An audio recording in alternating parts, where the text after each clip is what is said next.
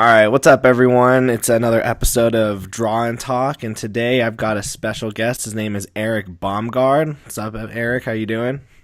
Hello. Good to be here. Eric is super nice to come on the show as I took him away from his Breaking Bad watching. And yeah, so Eric is was one of the finalists for that crime noir challenge that I did. And I drew his story. I loved it. And today we're going to be talking about the struggles of entering in the comic book scene, especially as a writer.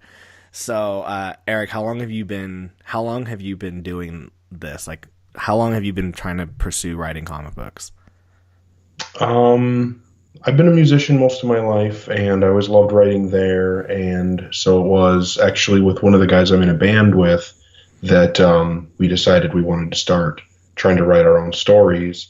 And, man, I don't know. It seems like it was so recently, but I know that it was like years ago now. You know what I mean? Like, yeah. I don't even know if it was like 4 or 5 years ago, or I'm not even sure. So you just wanted to tell stories. Yeah, I mean, I'm a really big fan of a few different styles of stories, and I feel like, I've been through some things in my life, like everybody has, and a good way to get it out is to take a character through a journey, and that can help to kind of bring myself through that and give myself a deeper understanding of whatever it is that I'm trying to work on, or whatever emotion I'm trying to express. Mm-hmm. It helps me to kind of dive into myself by trying to look at it through a character's eyes. No, I like how you said that. Yeah, I did my very first graphic novel I ever wrote and did all the art for. It was called Singularity, and I made the character kind of relate to myself, and by the end I was like, oh my gosh, this is what I was struggling with. Who knew? Yeah. So yeah, I like what you said. It's a way that everyone's gone through some ish, and it's a good way you want to bring this character and make that character experience the same ish, and hopefully you'll learn something from it. So when you first started, obviously when you are just a writer, are you just a writer then? Yeah, the only other thing that I do is letter. Okay. So as a writer, how hard is it? How hard is it to do comic books? Because it's a visual medium. So how hard is it to break in and meet artists and whatnot? Networking with artists is really difficult. You can sometimes feel like you really hit it off with somebody and then realize too late that you're not really on the same page. And the tough thing is, because I'm not an artist, I may have a kind of style in my mind, and sometimes it's really hard to let go of the picture that I have in my head of how I want this comic to look and allow somebody else to put their picture that they see in their head down, and then allow that to be the representation that exists of my creation. Yeah. So I mean, that part of it's tough. I think that being a writer, it's hard to get people to fully collaborate. And as a musician, my experience in bands is everybody is an equal member of a band playing a different role in the band, but everybody works together to write the music and play it and bring it to life. And it's just not like that in comics. No way. As a writer, you're like, it's like your story, and yet you're the one who's pushed in the back the most.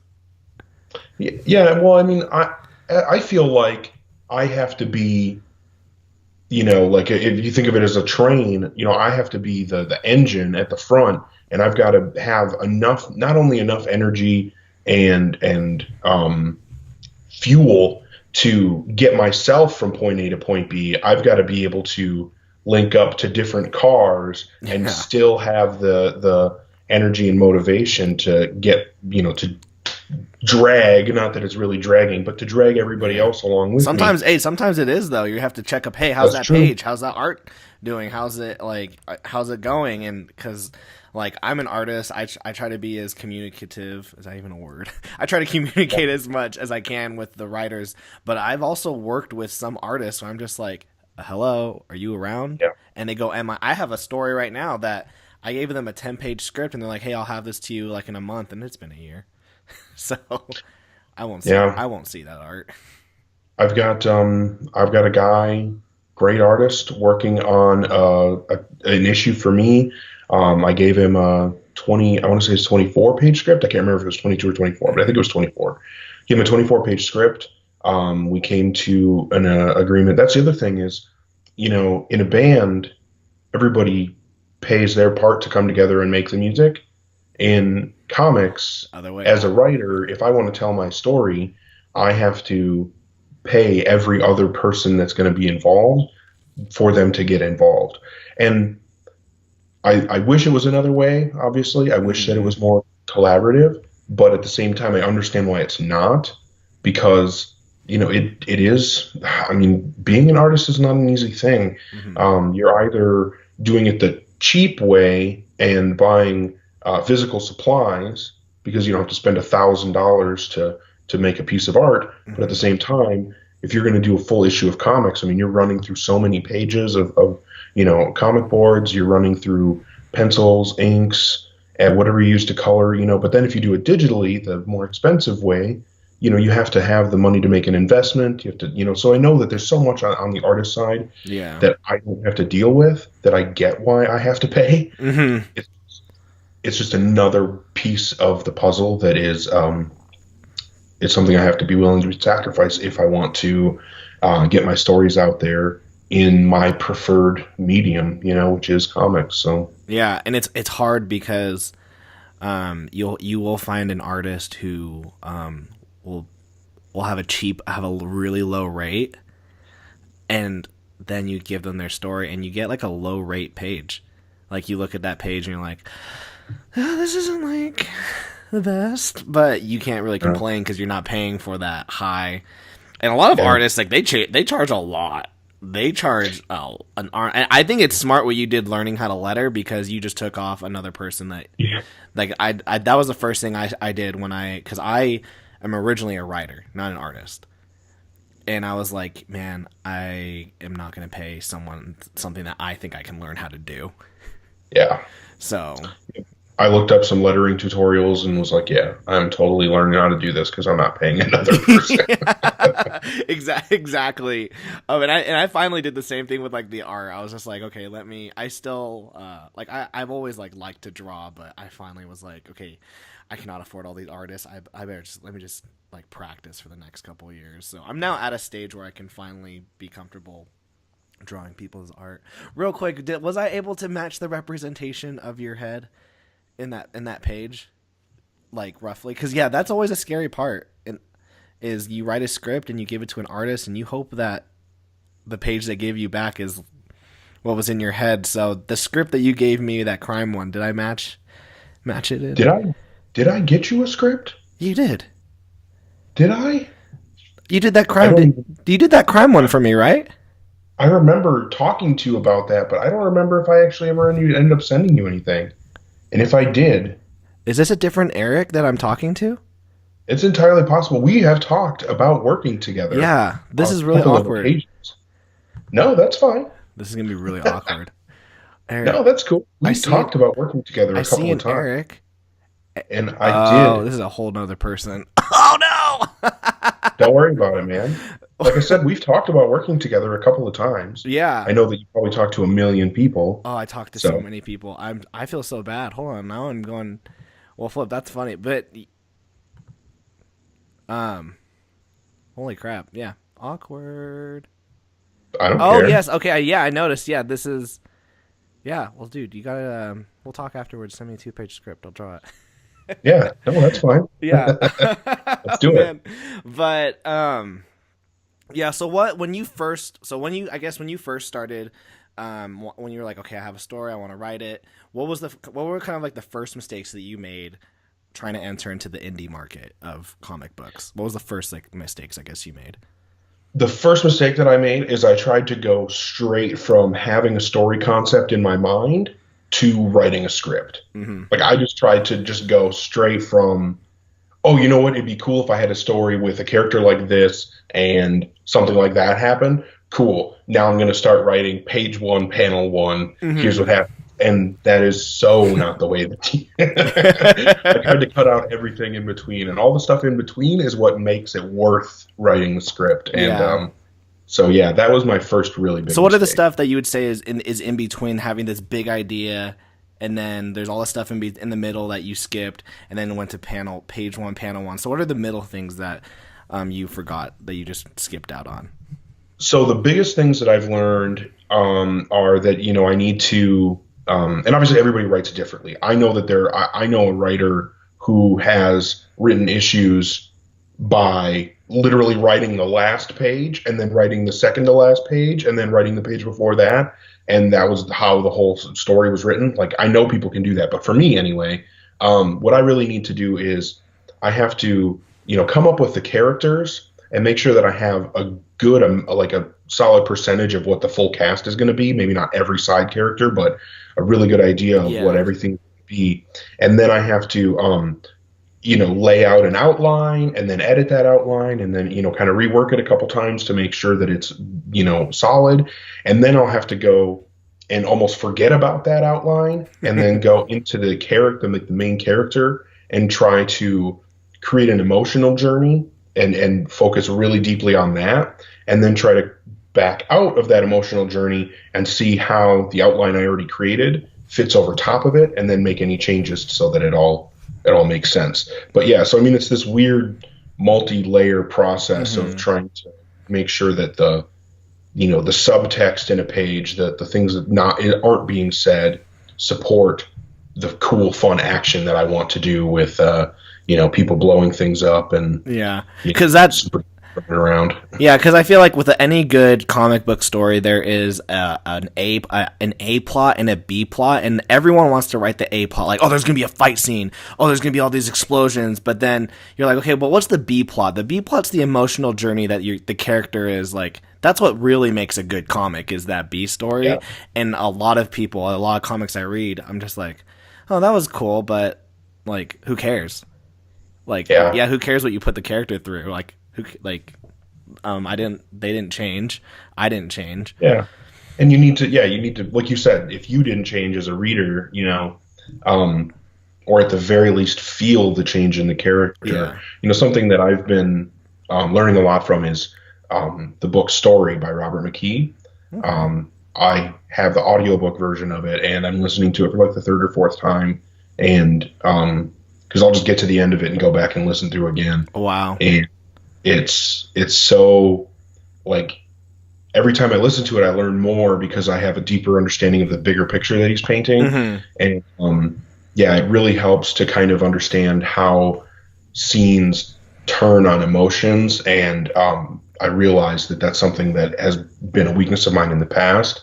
So I've actually got this story that I'm working on right now that I'm planning on being, again, like I said, all my ideas get to be way too big. So I've been trying to write some short stuff, but this huge story that I have right now, I'm using to try to fix all the mistakes that I've made in my previous works, mm-hmm. and really nail down how to have that character journey and have it be meaningful, and make sure that, when you read it, when somebody does read it, I want them to feel something from it. Mm-hmm. And that's a point. I think I like what you said, is that your like next project, you hope to fix the mistakes that you made from the previous project.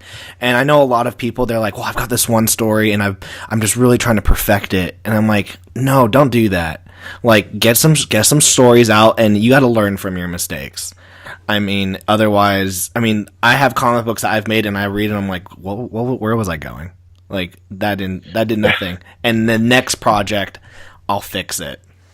I think it comes down to being able to get over the fear of failing, because, and this actually, I don't think I ever would have been able to fail as hard as I have at comics and still keep moving.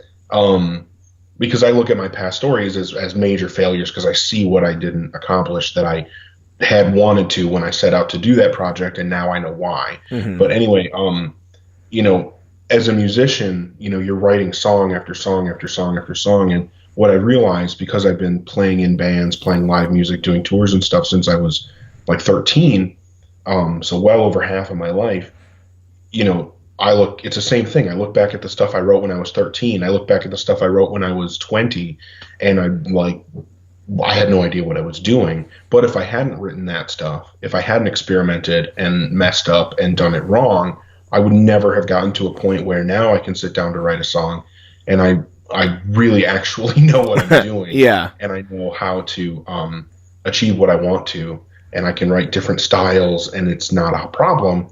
And I want to get to that with my story writing, my comic writing, you know, because I know I'm still at the stage of every new story I write, I have to learn something big in order to really be able to make it closer to what I want it to be. No, I totally agree with that. So I guess, what are your current struggles? What are the current struggles you're having with the whole comic book making right now? The biggest struggle tends to be working with other people, because there's that dynamic of, you know, as the writer, this is my story. I'm so emotionally invested in it, and nobody else on the project feels that way about it. And I don't blame anybody for that, because they, you know, were hired to do the art. They want to do the art. But that's a problem. That's a problem. Is when you're hired, you lose the emotional, like, desire. Like, you lose the emotional connection because you're like, this is just a job. Whereas to you as the writer, this is a passion project. Yeah, that you're forking over. Yeah, well, I know every comic that I make, every time I try to put an idea of mine and get it made into something visual by an artist, I know I'm losing a ton of money. The last comic that I self-published, I mean, I actually sold more copies than I thought I would, and I'm still so far, like, if I was looking at it as a business investment, I'm so in the hole, it's insane. Yeah. It was a terrible investment. But it's also like a long term, like, you can forever sell that product. Yeah, but that's for sure. And like I said before, I learned so much, not only from the process of writing that story, but also from the process of getting it made, getting an artist to do the pencils and inks, getting somebody else to do the colors, having to do the letters for the whole book myself, and then going through the process of actually getting it printed. And that's a whole other process, is getting it printed and getting it. I learned so much from that.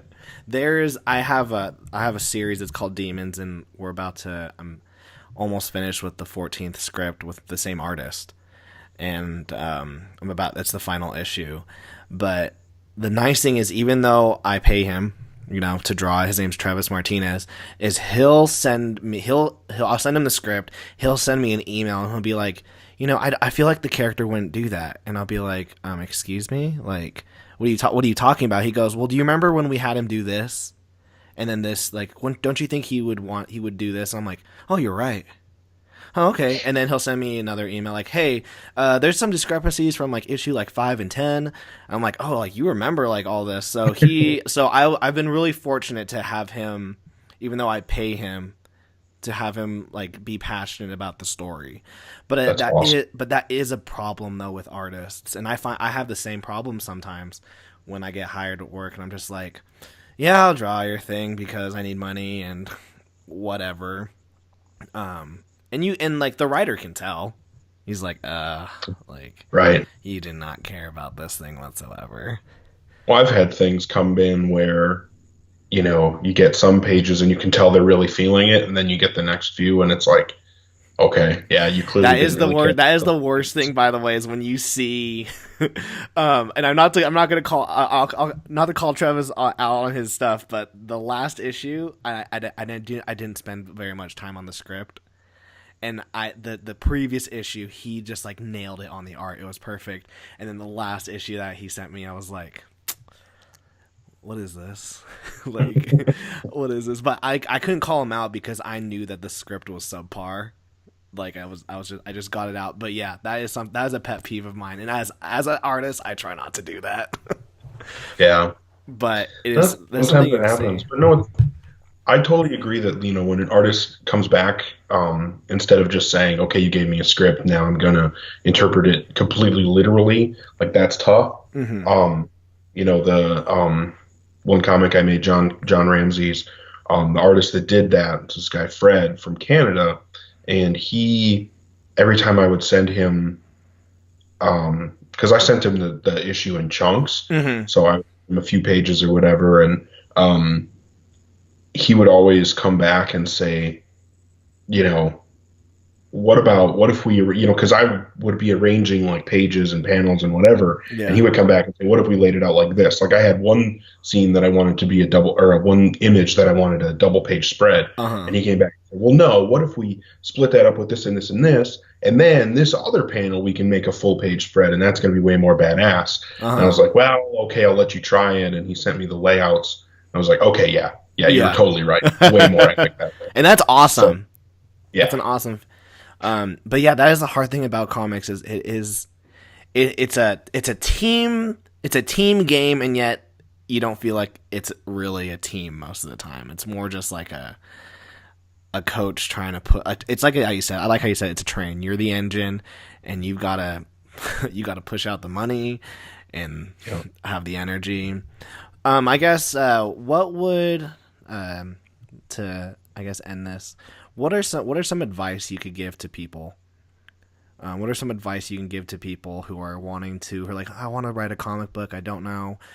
Since a lot of the listeners I have on this YouTube channel are people who are learning how to make comics, what do you think? What is some advice you could give as a writer who makes comic books?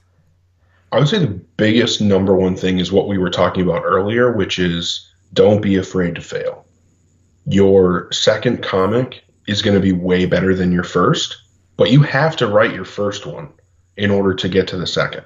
So, and you have to finish the first one and be done with it and allow it to be what you made it. And, kind of like what you were saying earlier, you get people that want to, well, I've got this one story and I'm going to work on it and forever until I perfect this one story. And that's not the way to become a good writer. If you do have one story that you think is the story you want to tell, put that sucker on the back burner and write 20 bad stories, right? And then write 20 more mediocre stories, and then maybe you'll have the Don't start with your Watchmen.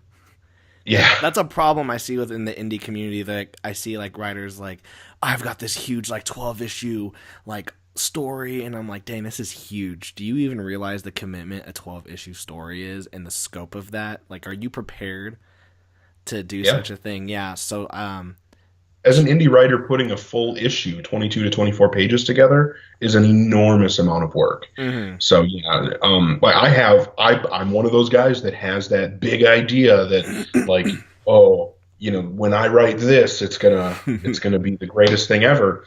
And I've got this idea on the back burner, and I'm waiting until I get to the point in my writing where I feel confident that I could write it and do it justice. Mm-hmm. And I care about all the other ideas that I have, but that's that one idea that I've had since I wanted to start writing, but yeah, no, that would be my biggest advice to anybody. Don't be afraid to fail. Don't be afraid to write bad stories, and don't be ashamed of loving what you create, even if it isn't the greatest thing ever, because a lot of creation is the joy of the act of creating it, regardless of what the outcome is. If you had fun making it, that's all that it matters. was a success. Yeah, it was a total success. Even if nobody ever reads it, or even if everybody who does read it doesn't care about it, that's secondary. If you enjoyed what you were doing while you were making it, then you had a successful experience. And then the next one, just take whatever you learned from that first one, or however many you've done before, and apply it and keep moving forward. That's all that you could really do, and that's what I'm still working on. No, same here. Thanks, Eric, for being on. Where can we find your work? Do you have a Twitter or an Instagram or anywhere that they can find your work? I just hang out on Facebook, man. I've tried Twitter multiple times and it just doesn't work for me. I can't do it. But I just have my personal profile on Facebook, Yeah. Eric Baumgard, Uh-huh. and yeah, people can search for me, and I'm more than happy to add up, other creators, and um, also I am always open to the idea of collaborations. If there are any writers out there that think that they want to work with somebody else, Hmm. I would be happy to write a story with somebody else. If we, are on the same page. Yeah. And I would love to someday find an artist that's willing to fully Isn't that collaborate, the dream, right? To have to right? find that. Oh I man. want to be the Ed Brubaker to somebody's Phillips, right? Like I Oh my want Sean gosh. Phillips. Those that by the way, I'm obsessed with those two. My I can tell by the stuff you've been posting lately. yeah. Yeah, Well, I yeah, can see it. I read the first issue of Criminal and Oh, so I was like, wait, what the this is so good and I love his style and I was like and I did some more research on Sean Phillips and I was like, you know what? I think I could draw just like him. But it took me a couple months to like figure out how to well, do Kill or it. Be Killed is my favorite comic coming out right now. Oh my Those gosh. guys are so amazing. Where is I literally have it next to my drawing tablet Oh yeah, because it's so good. It's so good. I was at the comic shop yesterday, and I was complaining to anybody who would listen about how Kill or Be Killed is ending I at know. issue 20. Like I'm so bummed. I know. I hope they left the fade out after they did the fade out. They're gonna do another. They're gonna do a sequel of the fade out. So I'm hoping that they'll leave some room for a sequel for Kill or Be Killed. That would be cool. I'd Cause love to come back to yeah, Dylan somewhere down the road. yeah, they're awesome. But sweet, Sure. thank you so much for being on the Thanks. show. Everyone, check Eric out, and thank you for watching.